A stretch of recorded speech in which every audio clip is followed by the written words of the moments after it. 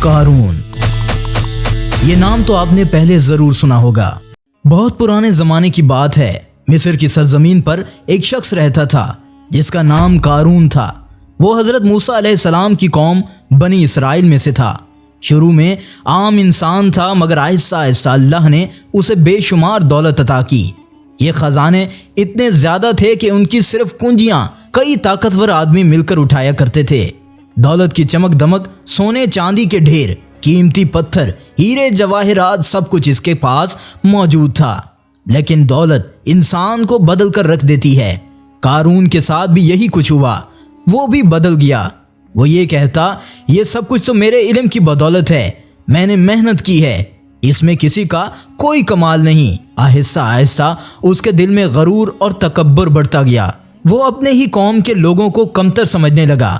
اپنے خوبصورت لباس اور سونے کے زیورات کے ساتھ جب باہر نکلتا تو لوگ حیرت سے اسے دیکھتے، کچھ تو اس پر رشک کرتے اور کچھ دل ہی دل میں افسوس بھی کر لیتے کہ کاش وہ بھی قارون جیسے امیر ہوتے۔ کیوں؟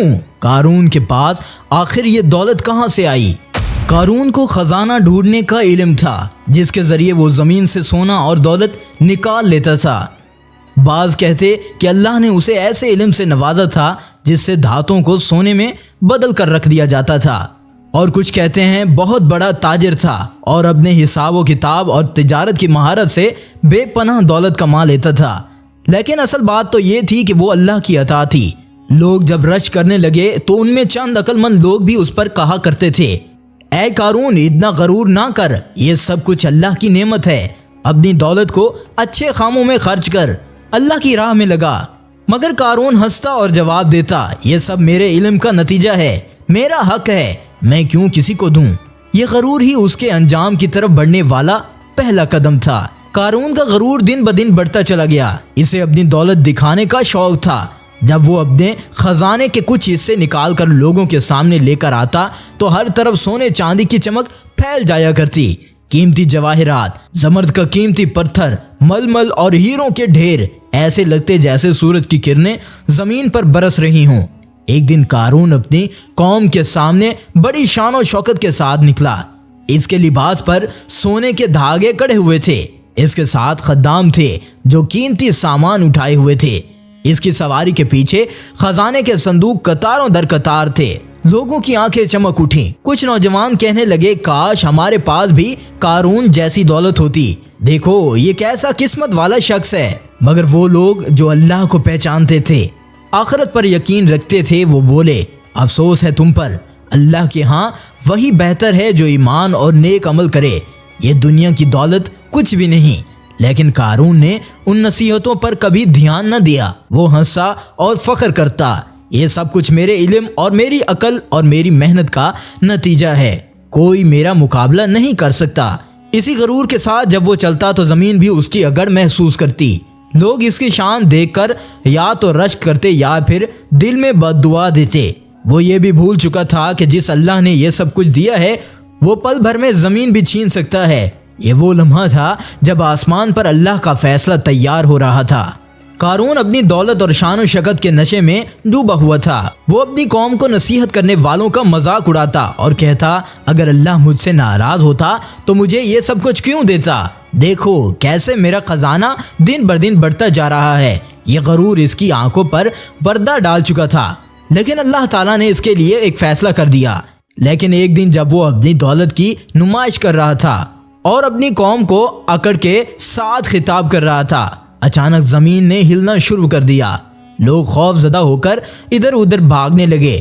پھر زمین کو حکم ہوا، اے زمین، قارون اور اس کا خزانہ اپنے اندر لے لے۔ فوراً زمین پھٹنے لگی، قارون کے قدم دھنسنے لگے اور چیخنے لگا، ہاتھ پاؤں مارنے لگا، اے میری قوم، میری مدد کرو، مجھے بچاؤ۔ مگر کوئی بھی اس کی مدد کے لیے آگے نہ بڑھا۔ دولت جس پر اسے غرور تھا، مگر وہ بھی اس کے ساتھ ختم ہو گئی۔ آہستہ آہستہ وہ اپنے خزانوں سمیت زمین میں دھنستا چلا گیا۔ کچھ ہی لمحوں میں وہاں صرف مٹی رہ گئی، نہ قارون، نہ اس کے خزانے، نہ خدام، نہ اس کے صندوق۔ قوم کے لوگ جو کل تک اس پر رش کر رہے تھے آج افسوس سے کہنے لگے، افسوس، جس پر کل ہم رش کرتے تھے آج زمین نے اسے نگل لیا۔ کاش ہم بھی غرور نہ کریں اور اللہ کی دی ہوئی نعمتوں کو اس کی راہ میں خرچ کریں۔ یوں قارون اپنے غرور اور دولت سمیت ہمیشہ کے لیے زمین میں دفن ہو گیا۔ نہ اس کے خزانے بچے، نہ اس کے محل، نہ خدام۔ وہ سب کچھ جس پر وہ ناز کرتا تھا پل بھر میں زمین میں دھنس گیا۔ یہ واقعہ بنی اسرائیل کے لیے بھی سبق تھا اور آنے والے ہر دور کے انسان کے لیے بھی۔ دولت، علم اور طاقت، یہ سب کچھ اللہ کی عطا ہے۔ ان پر غرور کرنا، ان کو اپنی محنت کا کمال سمجھنا اور اللہ کو بھول جانا، یہ سب انسان کو ہلاکت کی طرف لے جاتے ہیں۔ قارون کا خزانہ آج بھی لوگوں کی زبان پر ہے، مگر اس کا انجام یاد دلاتا ہے کہ اصل عزت اور کامیابی دولت میں نہیں بلکہ ایمان، شکر گزاری اور نیک اعمال میں ہے۔ اسی طرح کا ایک اور تھا۔ بہت پرانے زمانے کی بات ہے، دنیا میں ایک طاقتور بادشاہ ہوا کرتا تھا جس کا نام شداد بن عاد تھا۔ وہ قومی عاد کا بڑا سردار تھا، نہایت دولت مند، جنگجو اور طاقتور۔ شداد کے پاس فوجیں تھیں، بے شمار خزانے تھے اور دنیا بھر کے نایاب ہیروں، جواہرات اور اس کے محلات بھی تھے۔ لیکن دولت اور طاقتور کے ساتھ ساتھ اس کے دل میں غرور بھی تھا۔ وہ اپنے آپ کو عام انسانوں سے الگ سمجھتا تھا، خدا کے برابر سمجھتا۔ ایک دن اس نے اپنے دربار میں اعلان کیا، اگر اللہ نے جنت بنا رکھی ہے تو میں بھی ایک جنت بناؤں گا، ایسی جنت کے لوگ اصل جنت کو بھول جائیں گے۔ یہ اعلان سن کر سب درباری حیران رہ گئے۔ کچھ نے خوشامد کی اور کہا کہ جہاں پناہ آپ کی شان کے سامنے واقعی کوئی چیز نہیں، اور کچھ کے دل میں ڈر پیدا ہو گیا کہ یہ بادشاہ اپنے غرور کی وجہ سے کہیں اللہ کی پکڑ میں نہ آ جائے۔ شداد نے حکم دیا، پوری دنیا سے معمار اور مزدور اکٹھے کیے جائیں۔ سونے، چاندی، موتی اور یاقوت جمع کیا گیا اور ایک عظیم منصوبہ شروع ہو گیا۔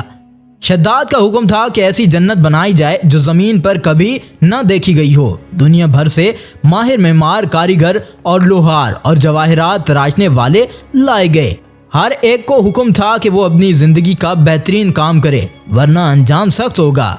پہاڑوں سے سونا اور چاندی نکال کر اینٹوں سے ڈھالی گئی، ستون ہیرے اور زمند کے بنائے گئے جو سورج کی روشنی میں چمکنے لگے تو آنکھیں جھندیا جائیں۔ نہروں میں پانی کی بجائے دودھ اور شہد بہا دیا گیا۔ باغات لگائے گئے جن میں خوشبودار پھول ہمیشہ کے لیے مہکتے رہ گئے۔ درخت ایسے بنائے گئے جن پر سونے کے پھل اور چاندی کے پتے جھومتے رہے۔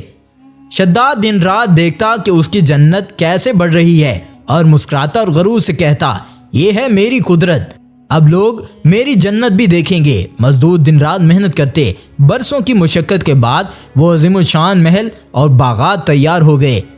ایک ایسی جھوٹی جنت جو بظاہر جنت جیسی لگتی مگر حقیقت میں صرف غرور اور دھوکے کی تصویر تھی۔ شداد خوش ہوا اور اعلان کیا کہ وہ خود اس جنت میں داخل ہوگا اور اپنی آنکھوں سے اپنی عظمت کا نظارہ کرے گا۔ شداد نے اپنی جنت تیار کروا لی تھی۔ اب وہ دن آ گیا تھا جب وہ اپنے لاکھوں سپاہیوں، وزیروں اور درباریوں کے ساتھ بڑے غرور کے ساتھ وہاں داخل ہونا چاہتا تھا۔ وہ سونے کے تخت پر بیٹھا لشکر کے بیچ آگے بڑھ رہا تھا۔ جہاں پناہ کی شان سلامت رہے، شداد کی جنت زندہ آباد۔ شداد کے چہرے پر غرور اور فخر کی جھلک تھی۔ وہ سمجھ رہا تھا کہ اس نے دنیا کو مات دے دی بلکہ اللہ کی جنت سے بڑھ کر کوئی جنت بنا لی ہے۔ لیکن جب وہ اپنی جنت کے دروازے پر پہنچا، اچانک آسمان پر کڑک گونجی، ہوا چلنے لگی، زمین کانپ گئی۔ شداد نے گھبرا کر آسمان کی طرف دیکھا اور پھر موت کا فرشتہ اس کے سامنے کھڑا تھا۔ شداد کی سانسیں رک گئیں۔ اس نے چاہا کہ ایک قدم آگے بڑھا کر اپنی جنت میں داخل ہو جائے مگر وہ قدم اٹھا نہ سکا۔